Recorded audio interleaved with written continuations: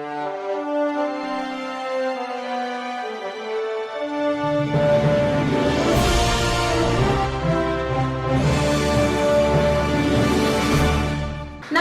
मी Shweta Pawar. City TV लाईव्हच्या बातमीपत्रात आपलं स्वागत आहे. सोलापूर शहरातील सैफुल परिसरात वैष्णवी मंदिर येथे गेल्या 50 वर्षांपासून असलेल्या वटवृक्षाला आग लागल्यामुळे मंगळवारी अचानक ही घटना घडली. घटनेची माहिती मिळताच परिसरातील नागरिकांनी सोलापूर महानगरपालिकेच्या उपमहापौर ज्ञानेश्वरी देवकर यांना याबाबतची माहिती कळवली.